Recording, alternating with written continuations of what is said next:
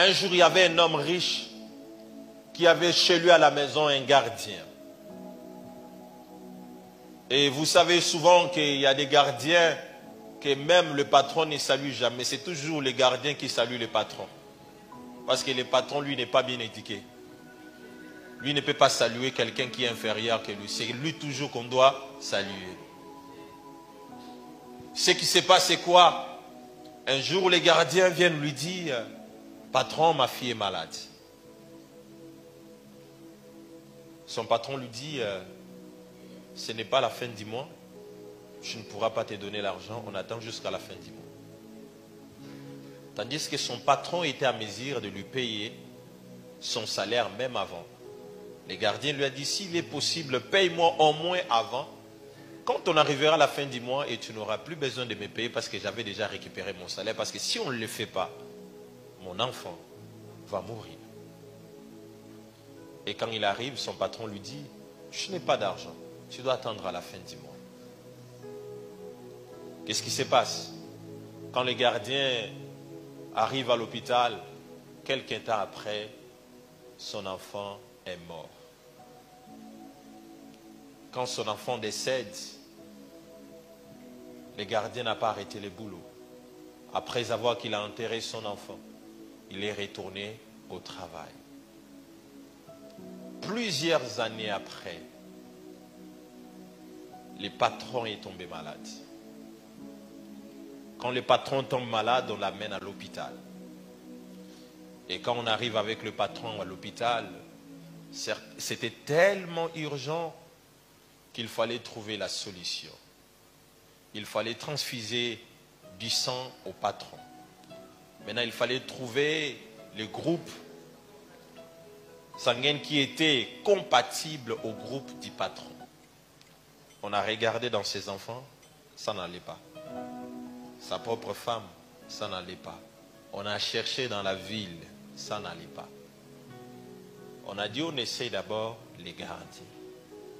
Quand on essaie les gardiens, on trouve que les groupes du gardien et celle du patron étaient compatibles. Maintenant, c'est au gardien maintenant de décider sur la vie de son patron. Vous comprenez très bien. C'est que la vie et la mort du patron étaient dans les mains du gardien. Est-ce que quelqu'un m'entend très bien? Ce jour-là, la femme du patron a pleuré pour dire au gardien, tu veux voir ton chef mourir. Le gardien lui a dit, mon chef a préféré aussi que mon enfant meure. Et le patron était décédé aussi ce jour-là. Pourquoi? C'est parce qu'il n'a pas tout simplement appris que dans les faiblesses de l'autre, je devais les relever. Peut-être que moi aussi, quand je serai faible, lui aussi il va me relever. C'est ce que nous oublions des fois. Ce que nous faisons, c'est quoi? Quand nous trouvons que quelqu'un est dans la faiblesse, quelqu'un est en train de mourir, nous voulons encore l'enfoncer encore plus davantage. Mais nous oublions que le chemin est encore long. On n'est pas encore arrivé au bout. C'est que tant que tu n'as pas encore arrivé au bout, toute personne qui peut être dans ton entourage est utile pour ton avenir. Est-ce que quelqu'un m'entend? Et quoi? Est utile pour ton avenir. La Bible dit, deux vaut mieux qu'un. Parce que si l'autre tombe, l'autre pourra relever l'autre. Mais qu'est-ce que nous faisons aujourd'hui? Quand quelqu'un tombe, nous nous précipitons tous.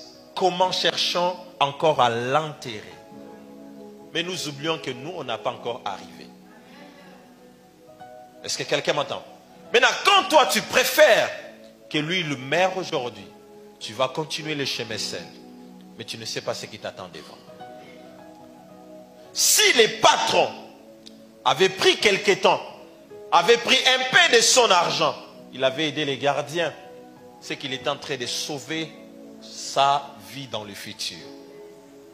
Dans d'autres termes, je voulais dire à quelqu'un aujourd'hui, Peut-être la personne que tu aides aujourd'hui. Peut-être ça ne sera peut-être pas lui par qui tu seras récompensé. Ça peut être par son enfant ou par quelqu'un d'autre.